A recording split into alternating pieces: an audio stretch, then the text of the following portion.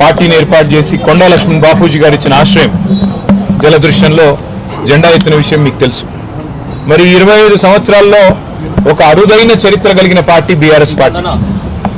మొదటి 14 ఏళ్లు తన పోరాటంతో తెలంగాణ ప్రజలను ఐక్యం చేసి తెలంగాణ జాతిని మొత్తంగా ఎక్కడికక్కడ లక్షల సంఖ్యలో సమీకరిస్తూ వారికి తెలంగాణ రాష్ట్ర ఏర్పాటు ఆవశ్యకతను బోధిస్తూ అంబేద్కర్ గారు చెప్పిన విధంగా బోధించు, సమీకరించు, పోరాడు అన్నట్టుగా అడుగడుగున పోరాటాలు చేస్తూ ఢిల్లీ మెడలు వంచిన పార్టీ ఈ గులాబీ జెండా పార్టీ, ఈ బీఆర్ఎస్ పార్టీ.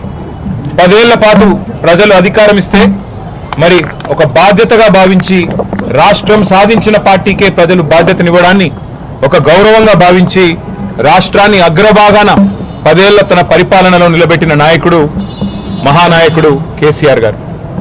అట్లా నడిపిన పార్టీ బీఆర్ఎస్ పార్టీ. అదేవిధంగా గత 2.5 సంవత్సరాలుగా ఈ దుర్మార్గ అరాచక పాలనకు వ్యతిరేకంగా తెలంగాణలోని కోట్లాది మంది అణగారిన వర్గాల తరపున, అణగారిన ప్రజల తరపున ఇవాళ వారి గొంతుకై నిలుస్తున్నది బీఆర్ఎస్ పార్టీ.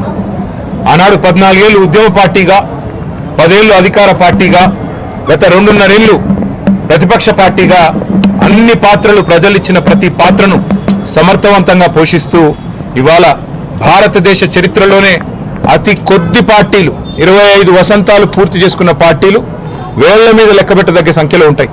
ఆ కోవన చేరింది బీఆర్ఎస్ పార్టీ కేసీఆర్ గారి నాయకత్వంలో. మళ్ళీ ఒకసారి ఈరోజు పునరంకితం అవుతున్నాం.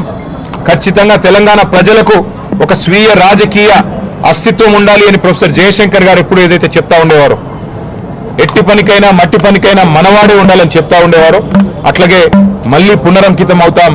తెలంగాణను